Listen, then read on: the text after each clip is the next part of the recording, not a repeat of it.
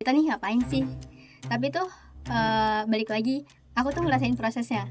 Kayak kalau misalnya kita tetap ada, pasti perlawanan yang baru pun akan ada lagi. Kalau Anda tidak setuju LGBT, ya boleh. Tapi bukan berarti kita boleh mengambil hak orang lain hanya karena mereka beda sama kita.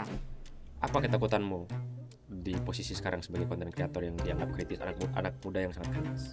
Banyak sekali ketakutan di kepalaku. Misalnya aku takut ketika aku melakukan sesuatu itu akan berdampak ke orang lain.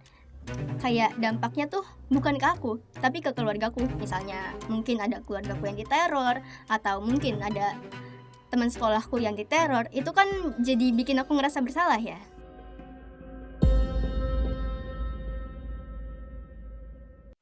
Ya, kali ini episodenya agak berbeda dan salah satu episode yang spesial. Kayaknya setiap episode spesial, tapi ada yang bikin jadi pembeda hari ini karena ada dua orang. Yang satu saya sudah kenal cukup lama, yang satu baru berkenalan dan cukup dapat insight baru ya. Usianya jauh lebih muda dari saya padahal. Yang pertama ada Mbak Bibi Trisanti. Halo Mbak Bibi. Akhirnya bisa ketemu. Dulu pertama kali ketemu sama Mbak Bibi itu waktu aku sama Bang Erwin dari ABC News Australia ya. Betul, itu pertama wawancara. kali ya. Pertama kali. Terus akhirnya sering engage, terus bikin film Dirty Vote bareng gitu ya. Terus sama Zila. Zila ada nama lengkapnya nggak sih? Zila aja. Zila saja. Pakai I atau Y? Y. Zila ya. Zila umur berapa sekarang? 15 tahun. 15 tahun. Gen Alpha berarti sekarang, Gen Alpha atau Gen Alpha. atau Gen akhir? Alpha ya 15. Gen Alpha ya. Alpha. Berarti kita 3 generasi nih. Apa dari Z, Zila dari Alpha, Bayu dari X. Ya, Zila sendiri ini aku kenalnya itu baru-baru ini sebenarnya, beberapa bulan yang lalu. Waktu itu datang untuk menjenguk para tahanan politik. Waktu itu aku diundang sama Bang Gary, dia nulis surat untuk aku datang ke sana gitu, dan aku sempat menghadiri persidangannya. Tiba-tiba ketemu Zila. Zila kalian ini anak yang sering muncul di medsosku ya, yang sering kritik, yang sering berani banget kritik, yang sering. Akhirnya saya bisa ketemu langsung, bisa ngobrol sekarang. Terima kasih banyak udah hadir dan mohon maaf dengan segala kekurangan, ini podcast yang sangat terbatas ya. Oke, kemarin mungkin sudah sempat dapat bocoran apa yang kita lakukan hari ini sebenarnya. Tapi sebenarnya aku tuh pengen spesifik ngomongin soal personal hari ini sebenarnya. Terkhususnya Zila yang masih muda ya, yang hari ini tuh di saat banyak orang udah mulai pesimis ya, aku tuh penasaran sih apa yang bikin Zila tuh terus optimis, kayak kita kok masih bisa ada harapan kok, makanya aku terus bersuara untuk mengkritik gitu. Kalau dari aku sih sebenarnya aku juga sempat ada di posisi itu, sempat aku yang kayak kita nih ngapain sih, tapi tuh balik lagi aku tuh ngerasain prosesnya, karena dariku sendiri aku nggak kayak bertujuan untuk ngejatuhin Prabowo Gibran aja di sini. Tapi aku juga bertujuan untuk ngerasain kebersamaan ketika aku sama teman-teman aktivis, ketika aku sama teman-teman yang emang kita tuh bersolidaritas bareng, duduk bareng, lintas generasi gitu. Dan mereka tuh nge-treat aku selayaknya aku nih manusia aja, bukan aku ini, bukan aku itu. Gitu sih sebenarnya. Dan harapan aku kayak kalau misalnya kita tetap ada, pasti perlawanan yang baru pun akan ada lagi. Karena aku pun ada di sini akibat perlawanan lama dari kakak-kakak aktivis semuanya gitu. Oke. Jadi ada semacam rasa solidaritas ya sebenarnya yang itu. Tapi aku penasaran, konten apa yang Zila pertama bikin gitu ya, yang itu mengkritik? Atau ada situasi apa yang pertama kali Zila muncul? Situasi itu tuh tentang waktu RUU KUHP ya. Oke.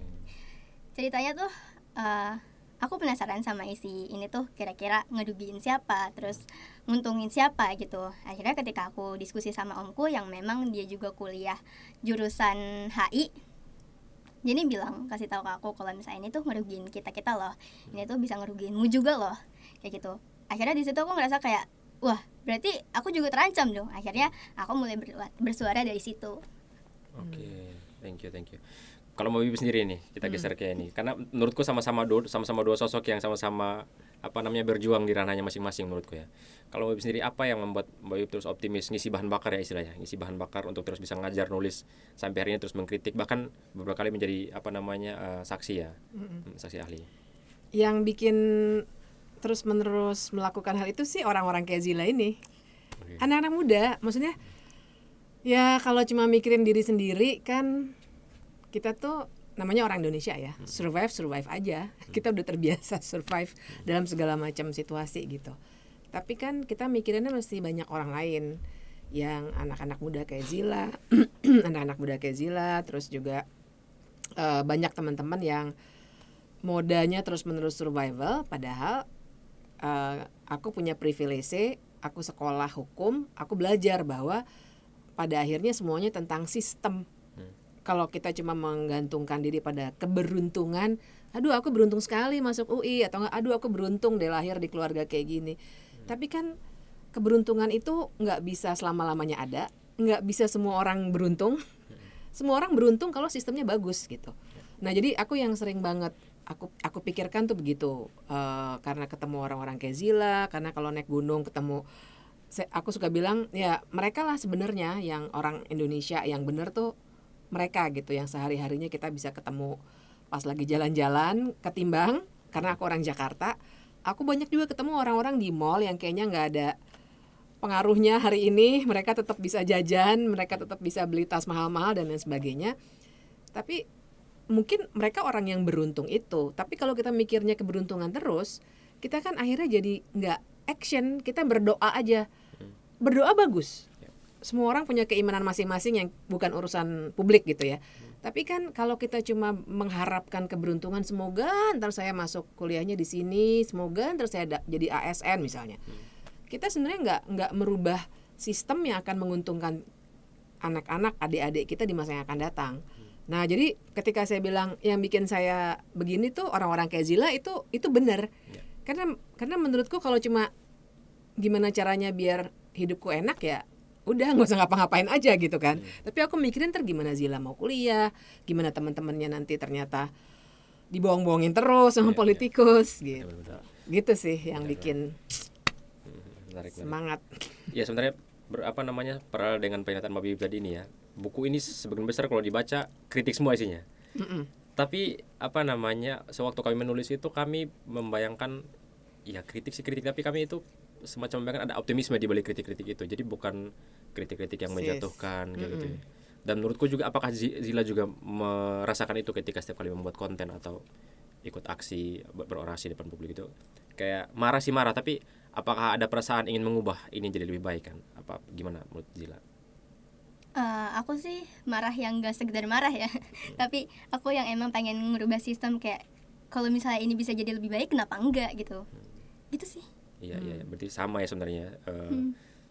Berarti katanya kita dituduh sebagai pemecah belah bangsa kadang-kadang itu menghabiskan energi juga sih untuk mengapa itu semua sih. Nah, tapi seusia Zila ini menurutku penuh dengan tantangannya. Aku juga beberapa kali kalau berkritik di medsosku gitu ya, itu juga nggak luput dari serangan-serangan ya. Anggaplah serangan buzzer banyak banget ya, dan itu memakan energi banget. Dan itu menurutku memanage mental itu susah banget. Gimana Zila itu sendiri memanage mentalnya sendiri, apalagi di usia yang aku umur 15 tahun belum seberani kamu loh. Sama aku juga 15 tahun gak kayak Zila. Hebat. Makanya apalagi kamu sempat dituduh sebagai aktivis karbitan, sempat dituduh juga aktivis yang pro LGBT dan lain-lain gitu. Dari mana kamu bisa mengumpulkan nyali sebesar itu untuk terus ada di posisi ini dan menghadapi serangan-serangan itu? Sebenarnya aku pun pernah ada di posisi yang takut, yang kayak aku panik banget. Ini nanggepinnya gimana ya? Ini tuh responnya gimana ya? Cara ngeresponnya gimana ya? Sampai aku sempat ada mental breakdown, sempat aku minum obat gitulah. Nah, tapi tuh yang gak ngeberhentiin aku di situ tuh, aku ngerasa kayak ya udah itu pandangan mereka dan aku cukup di pendirianku aja gitu. Dan caraku untuk ngolah mentalku ini, aku tetap ngelakuin hal-hal yang aku suka. Kan kata orang-orang tuh aku rajin baca buku ya di rumah. Padahal tuh sebenarnya enggak juga. Aku jarang baca buku, tapi aku juga ngelakuin hal-hal yang memang aku suka, seperti aku suka baca novel, atau di rumah aku suka make up, atau di rumah aku suka main sama teman-temanku, aku masih ngelakuin itu. Jadi ya nggak stres-stres banget. Oke. Jadi distracting dari media sosial juga ya. Iya. Iya sih, kadang-kadang perlu sih emang. Benar sih. Menurutku Mbak Bibi udah kebal sih kalau kalau Zila sekarang Kalau sama Gen aku X masih. soalnya hidupnya nggak di medsos. Oh iya, benar, Itu benar. keuntunganku. Iya benar. Dan menurutku ya memang sekarang repot banget sih. Menarik nih ngomongin soal LGBT ya Mbak. Karena ini lagi rame banget sekarang. Oh, banget. Ini justru dipakai untuk untuk membenarkan bahwa ini adalah bentuk kejahatan selain perang gitu ya. Makanya sekarang itu jadi anggap ancaman ya. Dan itu banyak banget perdebatan ya termasuk. Dan menurutku itu yang terjadi hari ini. Sengaja menciptakan konflik horizontal. Persis. Jadi kita sengaja, padahal itu bukan substansi yang ingin kita bahas sebenarnya kan. Itu sama seperti keimanan seperti kata Mbak Bibi. Menurutku ya itu seperti gitu. Nah, Mbak Bibi sendiri melihat aktivis-aktivis yang seperti Zila yang belakangan kerap bersuara gitu ya. Bagaimana aktivis-aktivis ini tetap ada tempat yang aman bagi mereka, termasuk aku dan Zila misalkan. Bagaimana harusnya hukum tata negara itu mendesain ruang yang aman semacam itu? Iya, menurutku memang ya pertama pasti dari segi sistem ya harusnya ada. Yang kedua solidaritas masyarakat, tapi itu berbeda lah ya. Kalau dari segi sistem itu ya harusnya sih kita punya para pengurus negara yang paham konstitusi dulu. Karena ini pasti kalau misalnya kita mau bahas panjang pun aku yakin serangan pasti banyak. Ya. Aku sendiri mau merespon ini lagi mikir gitu strateginya gimana. Tapi kalau misalnya kita letakkan aja situasinya, kita nggak usah berdebat soal setuju nggak setuju LGBT. Itu kan soal sama kayak keimanan tuh, beneran kayak keimanan, udah nggak, itu bukan urusan publik lah. Tapi kan persoalannya adalah kita mau nggak ada manusia lain yang diperlakukan sebegitu jahatnya. Kan kadang-kadang ada yang dipukulin sampai ada, sedih sekali nontonnya yang maaf ya tapi ada bounty hunter itu loh. Ya. Itu kan jahat ya. Maksudku apakah kita jadi bisa mendaku diri manusia kalau ada kayak gitu. Nah balik lagi, gimana harusnya negara melakukan itu? Menurutku seandainya negara punya orang-orang yang kompeten menduduki jabatan-jabatan yang berkaitan dengan perlindungan HAM, pemenuhan HAM, pokoknya yang terkait dengan HAM, tapi nggak cuma Menteri HAM ya. Menurutku semua menteri, semua jajaran pengurus negara ini harus paham HAM. Karena pada dasarnya relasi antara negara dengan kita-kita nih, rakyat jelata, warga gitu, letaknya memang di hak. Maksudnya kita kan masing-masing dari kita punya hak, mulai dari hak untuk hidup, hak atas lingkungan hidup yang sehat, nih lagi ngomongin tadi soal pemanasan global segala macam ya, hak atas pendidikan, hak atas kesehatan, yang basic deh, nggak usah ngomong yang terlalu berat dulu deh. Ya. Karena kita harus pahami, misalnya LGBT di Indonesia emang nggak bisa menikah anyway, dan mereka nggak minta ada hak-hak kayak di luar negeri gitu. Tapi kan itu mendasar tuh, hak untuk hidup, hak untuk nggak digebukin hanya karena penampilan gitu. Itu hak dasar kan. Nah kita bernegara karena kita mau hidup berdampingan seperti itu dengan layak. Kemudian kita memilih orang-orang di antara kita sendiri, kita taruh dia sebagai pengurus negara. Sebenarnya kita equal, cuma kita nyuruh mereka dalam tanda kutip untuk ngurusin hidup kita. Ngurusin hidup kita artinya memenuhi, melindungi, menghormati hak-hak kita. Nah, kita bayar lagi dia kan pakai uang pajak kita. Menurutku harusnya sistem menciptakan atau membuat lebih banyak pengurus negara dan warga yang ngerti relasi antara negara sama warga tuh persis di situ. Jadi harusnya mereka menciptakan rasa aman ketika ada bounty hunter itu atau siapapun lah yang juga lagi rame kan.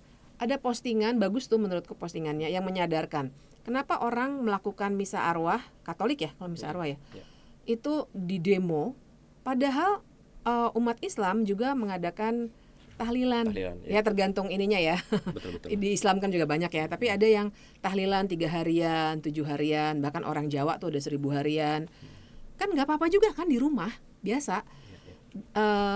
Nah kan aku mau bilang harusnya negara dalam situasi ada gereja yang dibubarin atau misa arwah dibubarin atau LGBT hunter atau bounty hunter dan sebagainya, negara tuh intervene gitu, masuk sebagai pengurus kita gitu untuk bilang ini nggak boleh, ini HAM. Kalau Anda tidak setuju LGBT, Anda agama Anda katakanlah Hindu, tidak setuju Kristen, boleh aja. Nggak setuju LGBT ya boleh, tapi bukan berarti kita boleh mengambil hak orang lain hanya karena mereka beda sama kita. Nah menurutku negara tuh harusnya intervensinya di situ. Itu yang kita nggak punya. Dan intervensi itu bisa dilakukan oleh orang-orang Pemda misalnya. Ketimbang malah membubarkan suatu acara keagamaan, lebih baik bilang pada yang menyerang, nggak boleh loh saling serang gini. Emang kalian beda, ya udah. Itu kenyataan kan perbedaan itu gitu. Nah itu harusnya negara memberikan perannya tuh di situ. Betul. Dan aku nggak tahu ya apakah masalah LGBT ini sudah sampai menciptakan kekisruhan publik yang sedemikian rupanya. Apakah sudah membuat sampai di tahap kriminal kah? Sampai di harus direbut hak-hak yang tadi Mbak Bibi sebutkan. Dan memang masih jadi perdebatan sampai hari ini. Tapi memang aku tuh ya posisi sekarang tuh berusaha untuk menangkap semua ini dengan baik ya, satu-satu gitu, di-capture satu-satu. Karena masalah ini kemudian mengaburkan fakta-fakta realitas yang lain gitu. Nah itu. Yang tadinya kita lagi fokus bahas yang lain gitu ya. Misalkan sekarang lagi ngeritik soal masalah di Papua, misalkan yang lagi ramai sekarang soal pembunuhan di Papua. Akan ada saatnya konten-konten kita yang ketika bahas LGBT gitu akan dipakai untuk untuk menjatuhkan kita. Untuk menyerang. Gitu. Bener. Itu kan kill the messenger ya. Ngerasain itu. Aku ngerasain itu karena sempat ya aku dapat komen yang ngeritik pemerintah ternyata ujung-ujungnya bayaran LGBT. Terus aku kayak bayaran, kalau bayaran ngapain juga aku ikut-ikutan. Kayak secara nih mayoritas di Indonesia kan gak setuju sama LGBT ini minoritas, gimana bisa aku jadi buzzer mereka. Dapat apa gitu ya kan kalau misalnya aku jadi buzzer mereka. Dan sempat ada satu komen yang dimana dia tuh bilang LGBT tuh kalau masuk kamar mandi tuh masuknya kemana gitu. Ya Nggak substansial ya. iya, karena aku pun punya teman transgender yang dia dari cewek ke lelaki dan tetap masuk ke kamar mandi cewek. Kayak biasa aja gitu. Ya, tapi sebelum jauh ke sana menurutku mereka punya ruangnya sendiri intinya ya. Yang nggak bisa kita investasi dan sudah itu terlepas dari kita keputusan sendiri mau menganggap itu benar atau salah gitu ya. Itu selama dia masih manusia kita anggap dia sebagai sesama kita manusia gitu. Apalagi kita hidup di negara yang demokrasi ini. Oke, tapi aku tadi mau bilang bahwa banyak banget masalah di Republik ini hari ini, banyak banget. Dan aku juga sebenarnya termasuk muda loh Zila, disuruh untuk ikut bagian dari rakyat Indonesia itu masih terlalu sangat muda, 26 tahun aku sekarang. Merasa bahwa pikiranku tuh kadang penuh banget gitu ya. Tapi aku tuh mau coba untuk mengajak untuk berimajinasi sebenarnya gitu. Kalau misalkan masih ada optimisme gitu ya, terlepas dari segala macam masalah yang ada di setiap bidangnya, apa optimis yang kira-kira timbul dari benaknya Zila? Apakah ganti pemimpin kah? Ganti aturan kah? Atau mungkin dari aku sih ganti pemikiran manusia dulu sih ya menurutku. Kayak pemerintah ini harus bisa bikin kebijakan yang bikin masyarakat tuh mikir kayak ini ngerugiin siapa, ini nguntungin siapa, bukan yang kayak bikin kebijakan yang masyarakatnya tuh ya udahlah orang udah kayak gini mau dilawan kayak gimana gitu. Ya benar. Berarti penanaman pendidikan ininya dalam diri masing-masing ya berarti. Oke. Di buku ini sebenarnya kami sudah di tahap yang pesimis melihat sistem yang rusak. Karena kami merasa bahwa ini udah terrusak sistemnya. Makanya dulu awal-awal buku ini judulnya Restart. Jadi seolah kita memulai ulang kembali gitu ya, mulai kembali. Lama-kelamaan kami berpikir, wah ini kerusakannya udah mengakar sampai ke dasar nih. Nggak bisa kalau kita cuma berharap pada sistem yang sama gitu ya. Tapi orangnya cuma ganti-ganti, tapi nggak sebenarnya kita ganti-ganti orang juga gitu ya. Orang-orangnya sama aja lagi. Circle-nya sama, bapaknya, anaknya, segala macam. Jadi kami tuh makanya gantinya riset gitu ya. Udah riset total ini mah. Ada nanti Mbak Bibi mungkin bisa jelaskan lebih eksplisit ya. Apa yang perlu diriset. Tapi apakah Mbak Bibi setuju ya di masa depan ini kalau memang kita pengen ngubah sistemnya. Iya, harus perubahan total sih. Makanya aku senang banget justru dipasangkannya berbicara sama Zila yang anak muda banget. Zila ini kan kalau ini ibaratnya kayak anakku gitu ya. Kan kita bedanya jauh banget nih. Tapi itu bukan berarti aku mau membentuk jarak. Aku justru mau bilang kita tuh mesti bertanya sama generasinya Ben, generasinya Zila. Sebenarnya di imajinasinya generasi yang lebih muda ini apa sih tentang negara ini? Kita kan nggak pernah ngomongin itu selama ini. Makanya circle-nya itu lagi. Itu ada istilahnya tuh namanya gerontokrasi. Negara demokrasi yang diisi oleh orang-orang tua. Gerontokrasi. Iya, tapi no offense ya. Maksudku aku sih nggak ngelihat tua atau muda secara sederhana. Betul. Cuma kan gerontokrasi itu menggambarkan orang-orang tua itu naik karena lingkaran mereka yang membuat kenyamanan itu. Sebenarnya itu sih bukan soal umur aja. Nah, tapi buatku kalau misalnya pertanyaannya harus mengubah sistem, iya. Makanya aku setuju sekali waktu riset Indonesia, bahasa risetnya itu keluar, karena memang kita harus ganti keseluruhan tuh. Sistem kita itu bobrok betul. Sistem pendidikan pun gitu. Tadi aku sebelum masuk ruangan ini ngobrol sama Zila soal gimana di sekolah misalnya. Kan Zila naik kelas 9 ya. Maksudku karena buatku bahkan sampai di mendasar sekali gitu. Sistem pendidikan kita nggak bisa membuat terlalu banyak Zila gitu. Aku sampai pengen Zila di cloning yuk biar banyak gitu. Misalnya gitu. Tapi kan di cloning itu kan pikiranku untuk bilang sistem pendidikan kita nggak bisa banyak melahirkan orang-orang yang sekritis Zila, anak-anak yang sekritis Zila gitu. Malah anak-anak disuruh demo pro MBG, misalnya gitu kan. Jadi kan berarti ada yang salah dengan sistem kita dan itu dipelihara terus-menerus. Kita tuh kebiasaan untuk pedulinya sama diri kita sendiri dan pengennya jadi juara kelas gitu. Dari kecil kita dididiknya kan seperti itu. Benar. Tapi kita nggak memikirkan kalau kita mau patuh pada hukum gini Kak, refleksi ke hukum ya. Karena aku suka mikir kenapa sih orang tuh patuh hukum sama nggak patuh hukum. Karena dari kecil kalau di kita itu kan dibikin patuh terhadap hukum karena ditakut-takutin. Ya kan misalnya ada Pak Polisi lo misalnya nggak mau makan, ada badut lo, sampai ada anak kecil takut sama badut tuh misalnya. Bener masih kayak gitu nggak sih Zil? Masih sampai masih sekarang. Kan? Biasanya sih kalau kami di timur biasanya takut-takutin itu abang-abang seram. Tapi kan kita nggak diajarin. Kalau aku lihat anak-anak kecil di Jepang, mereka disuruh bisa ngantri tuh mikirnya bukan mikir ditakutin kalau nggak ngantri nanti suruh push up gitu, tapi karena kesadaran kalau kita berperilaku jelek ada akibatnya loh ke orang lain. Kalau kita telat di Jepang tuh nggak mau banget telat gitu ya, tapi cara mereka telat berpikir soal terlambat adalah implikasi mereka terlambat pada orang lain itu apa. Nah buatku itu sesuatu yang kenapa pendidikan kita nggak bisa ya. Dan itu makanya memang secara keseluruhan sistem kita nih memang udah bobrok betul gitu. Ya kami sekarang percaya bahwa kita tuh di tahap yang tahap yang mentok banget ya kita sekarang tuh. Makanya kami sebut harus riset total kalau sekarang gitu. Nah, kalau Zila sendiri, kalau misalkan Indonesia beneran di riset ya, kalau menurutmu riset adalah menanamkan kesadaran tadi ya, menanamkan kesadaran diri di bayangan Zila 15 tahun ke depan akan jadi apa generasi kita atau jadi apa manusia Indonesia hari ini? Kalau misalnya dari imajinasiku sendiri ya, aku tuh pengen yang kayak kita masyarakat nih, ya udah kalau misalnya emang nggak suka sama ideologinya, ya udah nggak sukain aja, jangan sampai kayak iniin orangnya. Bahkan aku tuh pernah ya baca-baca jurnal ada anak kecil yang dibunuh karena dia ngungkapin seksualitasnya. Itu kan udah parah banget tuh. Kayak aku tuh mau kalau misalnya emang menurutmu ini tuh bakal masuk neraka, ya udah. Mungkin emang dia mau masuk neraka kan udah gitu aja. Jadi ya bener, aku setuju sama Mbak Bibip. Balik lagi ke iman masing-masing aja. Dan selain sumber daya manusianya ya, aku sih pengennya dibenerin alamnya dulu.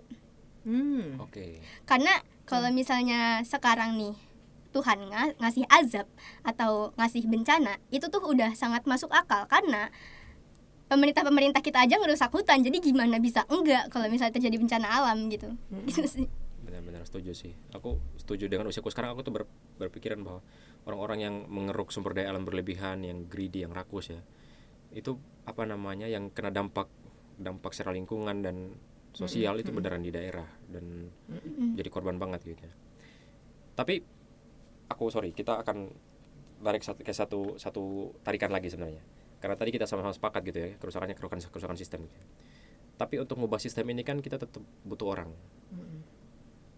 Setuju nggak? Setuju. Karena kita nggak bisa lagi berharap pada orang-orang yang masih sama, yang itu saja gitu ya. Dan seperti yang saya bilang tadi, ini episode spesial karena saya akhirnya mengundang Mbak Bivitri Susanti. Mbak Bivitri salah satu tokoh, salah satu sosok yang kami sebutkan sebagai salah satu yang bisa meriset Indonesia. Kami kemarin asal catut aja masing-masing gitu ya, berdasarkan pengalaman kami berempat penulis ini gitu ya. Menurut kami Mbak Bibip salah satu yang masuk dan cocok gitu ya. Tapi sebelum ke Mbak Bibip gitu ya, aku mau nanya ke Zila, kalau misalkan ada orang gitu ya, yang bupati yang menolak tambang ilegal gitu ya. Bukan cuma tambang ilegal tapi menolak tambang yang merusak alam gitu ya. Atau misalkan ada aktivis muda di peradaban Kalimantan yang juga setiap saat membeli hutan, tapi itu dikonservasi gitu ya. Apakah pemimpin begitu yang Zila bayangkan atau punya imajinasi sendiri soal pemimpin? Aku nggak punya imajinasi tentang pemimpin sih ya, tapi aku yakin orang-orang seperti Mbak Bivitri dan orang-orang yang tadi Kak Bian sebutin tuh itu emang bisa. Oke ya, berarti kita sama-sama sepakat dengan itu ya. Intinya yang satu suara sebenarnya sih. Nah, Mbak Bibi sendiri, gimana caranya biar sosok-sosok ini ya, misalkan salah satunya Mbak Bibi ya, itu tetap di situasi yang sekarang tetap bisa sama-sama guyup nih hari ini ya. Mungkin aku balikinnya ke itu tadi ya, soal apa tuh, kill the messenger itu loh. Jadi orang-orang yang sekarang ini kan penguasa pengen bikin kita semua sih, nggak cuma 22 orang yang ditaruh fotonya sama Indonesia Baru, tapi semuanya termasuk Zila yang sebenarnya menurutku sama sekali harmless gitu, tapi lagi dipecah-pecah dalam arti dibikin narasi macam-macam. LGBTIQ itu salah satunya, antek asing, memecah persatuan, banyak lah gitu yang sebenarnya membuyarkan kita dari situasi realnya bahwa sumber daya alam lagi dirusak parah, korupsi makin gila-gilaan, bahkan dilindungi pakai undang-undang kayak undang-undang P2SK itu kan sebenarnya cara untuk melakukan pencucian uang secara legal dan seterusnya gitu. Kita jadi nggak fokus di situ kan. Nah kan tadi kan pertanyaan Ben, gimana caranya supaya guyup? Kayaknya sih caranya adalah dengan kembali mengingatkan lagi dan lagi. Ini pasti nggak mudah. Tadi ngobrol sama Zila di luar juga kayak gitu soalnya. Buzzer itu punya marketnya, punya pasarnya. Jadi ada orang yang secara genuine memang beneran mungkin membenci orang kayak Zila, membenci saya gitu, karena mereka termakan omongan buzzer. Nah, buatku itu yang menyebabkan kita harus mengisi ruang publik. Jadi gitu Indonesia Baru dengan bikin segala macam film, bikin podcast ini, menurutku adalah cara bagus untuk ngisi ruang publik. Ini ruang publik kita soalnya kayak kotor banget. Yang ngisi buzzer aja gitu. Bikin konten-konten soal antek asing lah, LGBT dan lain sebagainya, kita nggak fokus pada masalah-masalah yang dipaparkan di buku itu. Nah buatku mungkin itu kali ya, kita harus kasih counter naratif, kasih melalui tulisan, melalui podcast, melalui film, untuk bikin orang-orang yang sebenarnya juga udah mulai gelisah karena hidupnya mulai terganggu, tapi ragu-ragu karena pikirannya diganggu, dirusak sama buzzer-buzzer pemerintah itu gitu. Jadi barangkali itu yang cara untuk bikin kita semuanya, nggak cuma 22 orang ini, tetap setia pada tujuan kita sebenarnya mau memperbaiki bangsa ini loh. Nggak ada tujuan merusak persatuan apa segala macam, nggak, sama sekali nggak. Tapi itulah yang dicoba dilekatkan pada kita ini kan, yang sebenarnya lagi berusaha untuk ya membangun sistem yang lebih baik lah buat Gen Z dan Gen Alpha ini gitu. Iya. Memang nggak cuma 22 sebenarnya, karena kami pas nyebutin tokoh ini untuk Zila ya. Zila kan mungkin belum tahu ya. Kami tuh abis ngeluarin ini, sorry tadi nggak aku mention. Abis ngeluarin 22 sosok rakyat Indonesia gitu. Jadi kami tuh membayangkan kalau misalkan orang jadi pemimpin di masa depan gitu ya, kita itu bukan lagi memuja-muja sosoknya. Itu yang jadi masalah hari ini gitu. Jadi kalau ada satu pemimpin mencuat gitu ya, wah dia rajin masuk gorong-gorong nih. Dia rajin vokal banget nih kalau turun lapangan bawa kamera gitu ya. Itu selalu dipuja-puja gitu ya. Tapi yang kami pengen lihat itu adalah gagasannya gitu. Selama dia berkiprah gitu, apa aja yang dia lakukan gitu ya. Kayak salah satu bupati yang kemarin, bupati di Siak gitu ya, Afdi Zulkifli, itu kami sebutkan gitu ya. Ya dia berani mengetatkan anggaran-anggaran daerah gitu untuk melunasi utang-utang yang sebelumnya bertebaran di periode-periode sebelumnya gitu ya. Tapi itu tadi, kami juga kritik lagi, dia mengorbankan itu, tapi ASN-ASN lain juga ikut-ikutan dikorbankan gitu. Itu gimana ini tanggapannya gitu. Jadi intinya bahwa kita tuh sekarang mencoba untuk mencari salah satu perwakilan kita dari berbagai orang ini adalah, tapi yang kira-kira beda dari yang lain, yang kira-kira bukan cuma mainan bisa joget, atau bisa bagi skincare di sekolah gitu ya. Jadi beneran gagasan. Ada yang bisa diving juga. Oh iya bener, ada yang bisa diving di Maluku kan. Padahal banyak tambangnya. Menarik gitu. Tapi beneran sih pengen ngebangun itu sebenarnya. Yang kami lakukan sekarang itu adalah membangun kesadaran-kesadaran itu. Kemarin akhir tahun kemarin itu aku sama tim EIB datang ke sekolah-sekolah SMP, SMA, kebanyakan SMA sih. Ketemu sama anak-anak muda untuk ngomongin gagasan. Dan aku tuh kaget banget. Banyak banget anak-anak yang pintar. Banyak banget yang seperti Zila gitu. Tapi malu-malu. Ya. Di depan kamera. Malu banget, sayang banget. Aku bilang ini sangat disayangkan. Kalian punya potensi banget untuk ngomongin ini gitu. Ngomongin yang mereka tahu aja di skala-skala sendiri. Ketika datang ke Jogja ngomongin soal masalah di Jogja. Datang ke Madiun, apa keresahan kalian di Madiun sendiri? Mereka bilang, aku tuh khawatir setelah lulus SMA, meskipun aku di SMK gitu ya. Tapi aku tuh khawatir gak dapat kerja, padahal aku di kejuruan gitu. Jadi itu tuh muncul gitu. Aku mau tanya ke Zila, apa pesan Zila sendiri ke anak-anak ini biar tuh mereka punya rasa percaya diri, biar gak minder? Sebenarnya tadi kakak sebutin tuh adalah gimana cara aku membaca buku sih ya. Aku tuh kalau baca buku, aku nggak lihat siapa penulisnya. Aku lebih ngelihat apa isi bukunya, apa yang dibahas sama buku itu. Bahkan beberapa bukuku tuh ada yang orang lain nggak tahu, seperti buku misalnya apa yang mau kamu ubah tapi susah, terus ini itu demokrasi dan lain-lain. Dan pesanku untuk teman-teman yang mungkin emang malu ya untuk bersuara, aku tuh ngerasa kayak simpen dulu lah malunya, nanti aja dulu malu-malunya, karena hidup tuh cuma sekali. Kalau misalnya nggak malu-maluin nggak asik. Oke, apalagi masih muda ya. Iya. Sering-sering banyak bikin salah sih. Aku tuh dulu di kampus sering bilang sama dosenku, mau masih mahasiswa bikin salah sebanyak-banyaknya. Di dunia kerja lo nggak bisa lagi. Bener sih, bener. Iya.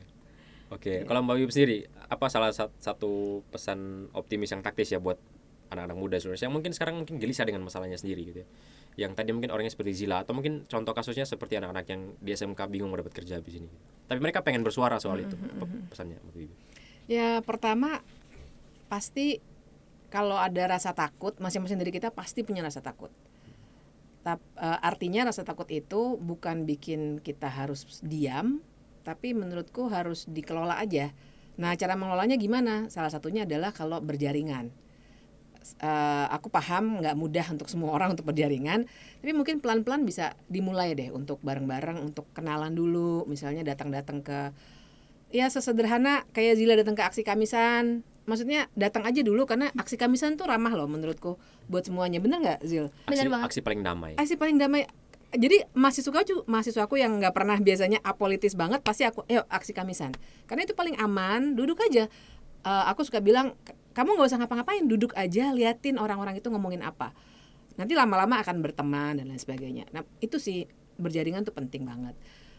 Kedua, bahwa kita harus menjaga diri dalam arti nggak postingnya juga bukan hal-hal yang sifatnya terlalu membuka peluang supaya kita diserang.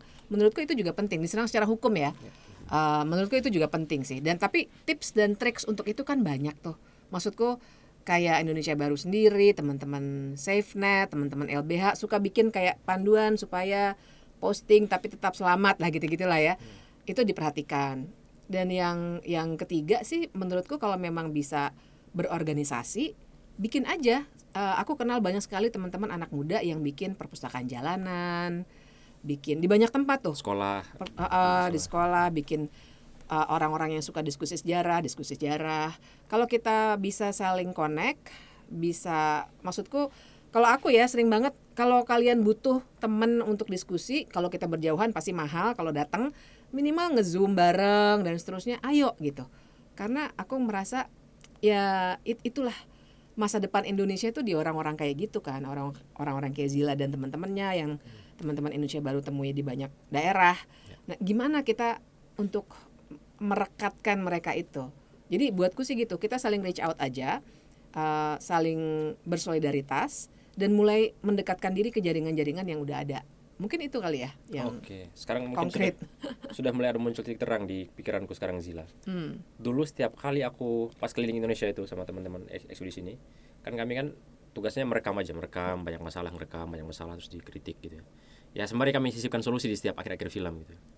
kemudian setelah ekspedisi itu selesai, kami mencoba untuk memunculkan visual-visualnya gitu ya. Gitu, mana solusinya, apa solusinya? Kalian bisa ngeritik doang, nggak ada solusi gitu ya. Nah, di tahap itu akhirnya kami ngambil kesimpulan yang peran. Yang harusnya perannya bukan kami yang ngambil Zila gitu. Kalian kritik doang nggak kasih solusi. Akhirnya kami kasih solusi. Solusi yang juga kami rekam dari orang-orang yang kami anggap layak untuk menghadirkan solusi. Skala-skala kecil aja itu bagian dari solusi gitu. Nah, kami rangkum solusi itu gitu ya. Di tahap solusi setelah ngomongin itu di publik gitu ya. Publik bilang begini lagi. Ya siapa yang mau menghadirkan solusi ini? Kenapa nggak kalian aja yang maju jadi presiden gitu? Aku di tahap yang kayak wah gila nih. Ada yang sampai tahap yang akhirnya pesimis juga. Tapi kan kalau solusi yang kalian tawarkan, kalau kalian sendiri yang nikmati, berarti cuma kalian doang yang bisa ngejalanin. Berarti sama aja kita sekarang, berarti kita tetap pesimis aja gitu.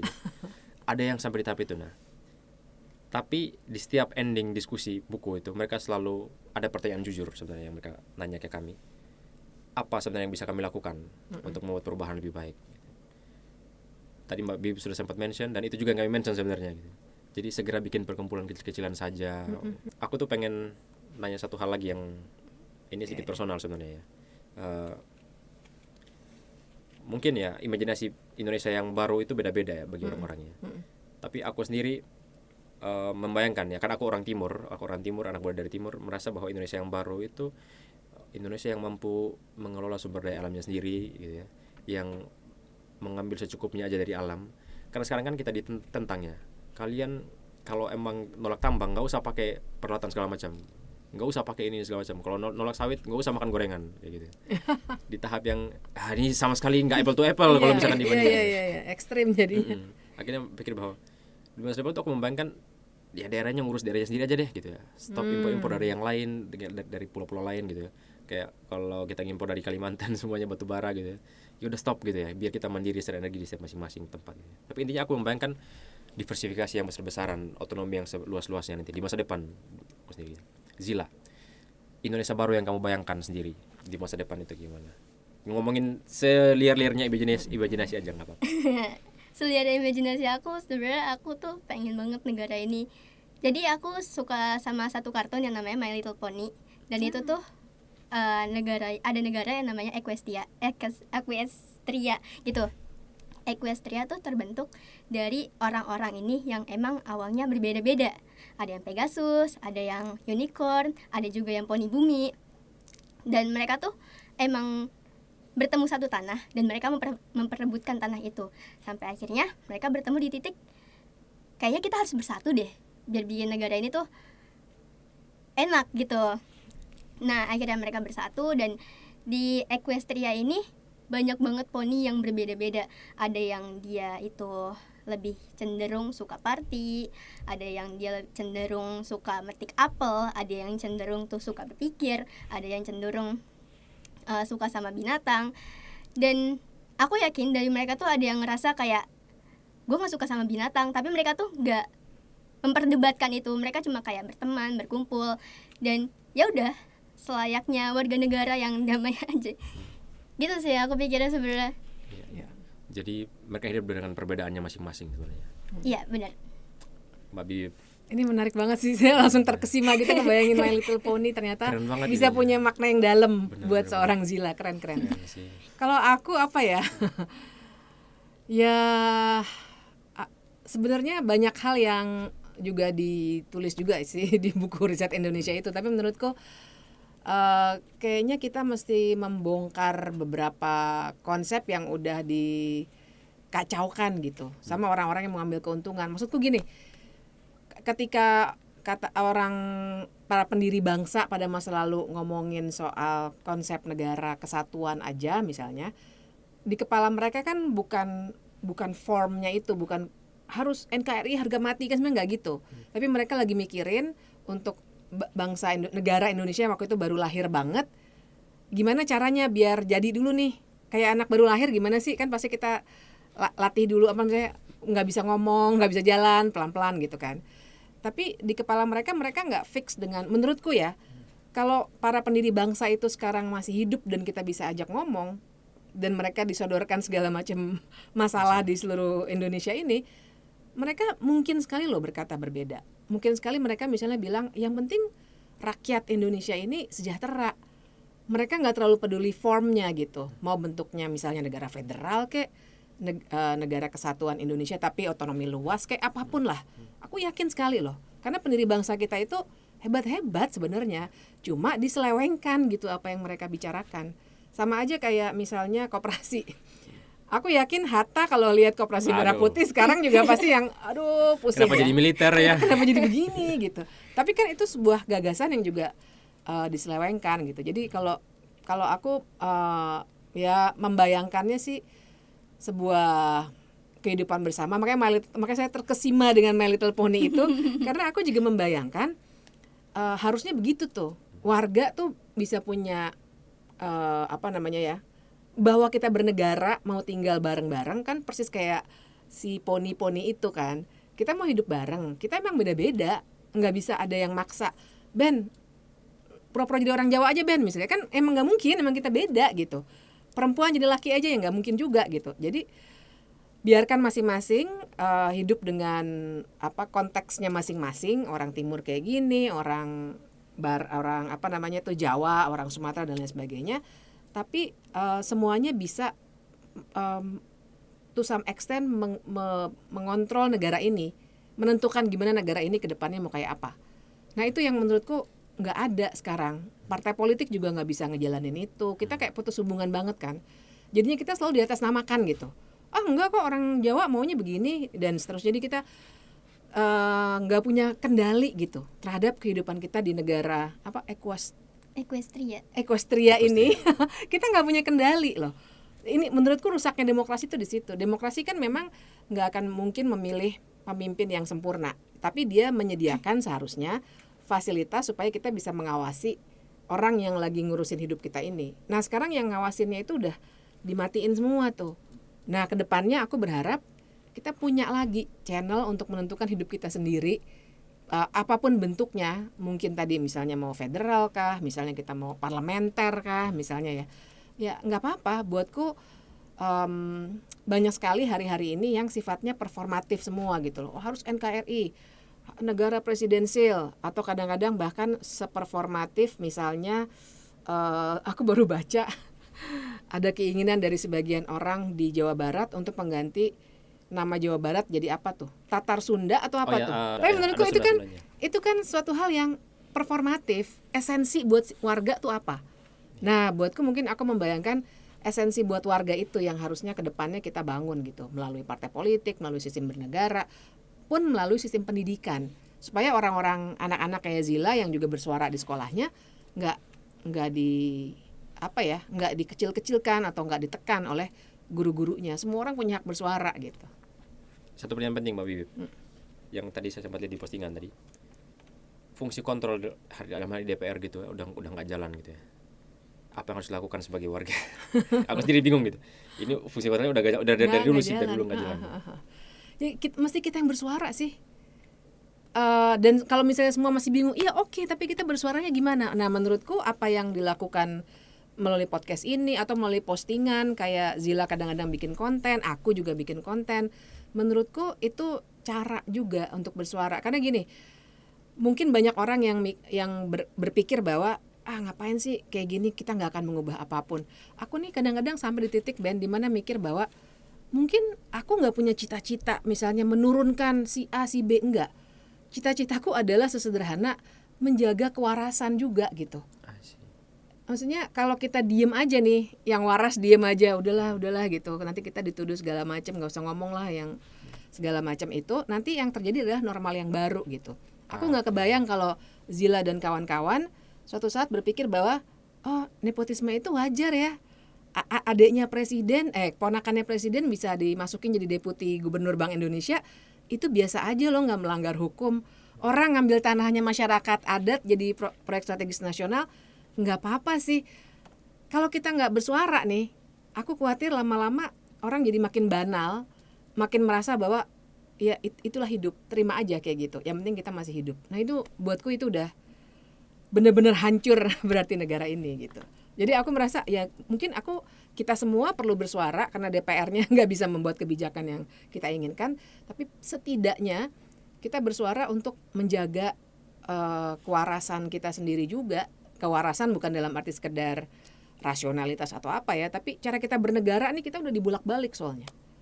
Jadi public sphere-nya itu mesti kita kasih apa ya, narasi tandingan gitu. Oke. Thank you. Makasih Mbak Bibi. Ini bahan bakar yang besar sekali buat aku sama Zila ya. Ya Zila, jadi kamu masih akan semangat bikin konten atau? Masih. Oke, tapi aku penasaran ke Zila terakhir nih. Apa ketakutanmu di posisi sekarang sebagai konten kreator yang dianggap kritis, anak muda yang sangat kritis? Sebenarnya ketakutanku saat ini sih, aku takut. Sebenarnya aku nggak takut mati, tapi aku takut aku dimatiin karena kekritisanku ini. Jadi waktu aku pertama kali aku posting tentang LGBT, ada orang yang komen tuh, kalau misalnya sendirian gue bunuh. Itu kan udah parah banget ya, udah sampai ke ancaman personal gitu ke diriku sendiri. Dan aku tuh takut sama itu sebenarnya. Cuma aku nggak mau berhenti di sini. Kalau misalnya mati karena itu, ya orang-orang pasti akan kenal aku. maksudnya gini, aku takut banyak sekali ketakutan di kepalaku. Misalnya aku takut ketika aku melakukan sesuatu itu akan berdampak ke orang lain. Kayak dampaknya tuh bukan ke aku, tapi ke keluargaku. Misalnya mungkin ada keluargaku yang diteror, atau mungkin ada teman sekolahku yang diteror. Itu kan jadi bikin aku ngerasa bersalah ya. Cuma ya untung aja sejauh ini belum ada sih teror-teror kayak gitu. Menurutku itu ketakutan setiap aktivis deh. Yeah. Include siapapun, maksudku sudah selama apapun dia bergelut aktivis, itu ketakutan semua orang, dan itu emang risiko yang harus kita, tapi harusnya tadi itu kita hidup di negara demokrasi yang harusnya menjamin keamanan itu semua sebenarnya. Dan Iya, maksudnya bahwa dirimu tadi ngomong itu kayaknya emang ketakutan tuh kayak resiko yang harus kita hadapi, itu kan sebenarnya kalau dipikir-pikir normalisasi ngaco yang ya. baru. Itu yang menurutku, tapi aku ngerti, aku juga akan ngomong kayak gitu juga. Cuma maksudku, tidakkah negara ini jadi aneh kalau kita menerima bahwa disakiti oleh orang lain adalah risiko sebuah pekerjaan? Itu kan sebenarnya salah ya. Bener. Iya, karena menurutku jadi aktivis tuh bukan pekerjaan ya. Cuma emang karena kita sadar ini sistemnya rusak dan ngerugiin kita. Terus kita bersuara. Terus kalau misalnya kita diserang dan itu dijadiin resiko, itu kayaknya enggak deh. Bener. Gitu, karena balik lagi ke negara Equestria tadi. Oh my god, harus waras-waras terus nih. Bahaya kalau kita nggak waras nih. Thank you so much sudah ngobrol gitu ya. Aku beneran dapat insight baru ya. Aku lihat perspektif yang berbeda dari dua perempuan hebat di depan saya nih. Hebat nih. Dua-duanya hebat sih. Kayaknya juga. sendiri. Ya aku sih berharap di masa depan gitu ya, kita masih akan tetap ngobrol dengan berbagai macam orang yang punya perspektifnya sendiri hidup di negara Indonesia ini ya, membangun Indonesia baru yang mungkin jarang orang bayangkan di luar sana. Indonesia baru yang dibayangkan bahkan udah nggak sanggup berimajinasi soal Indonesia gitu ya. Itu yang coba kita hindari, seperti kata Bibi tadi, membangun kewarasan aja, menjaga kewarasan ini aja terus gitu ya. Dan semoga podcast ini tetap berjalan gitu ya. Sebagai informasi aja bahwa habis ini akan ada podcast selanjutnya dari episode mendatang, dan kami akan juga ikut roadshow Indonesia baru tapi di wilayah lain. Kalau tahun lalu sudah selesai di Jawa, di tahun-tahun ini akan keluar ke daerah Sumatera, akan bertemu dengan kawan-kawan di Sumatera dan berbincang. Kalau kesempatnya kami akan mengajak tokoh-tokoh lain yang kami sebutkan sesuai dengan selaras dengan gagasan Reset Indonesia ini untuk menjaga kewarasan bareng di daerah teman-teman. Terima kasih banyak. Jangan lupa teman-teman kalau mau mengikuti alur pemikiran atau jalur-jalur kritis yang disebutkan oleh Zila, follow Instagramnya Zila atau Mbak Bivitri yang udah bikin kanal YouTube baru sekarang. Bisa dapat belajar gratis kita hari ini. Terima kasih banyak, dan seperti biasa sudah saatnya Reset Indonesia. Terima kasih.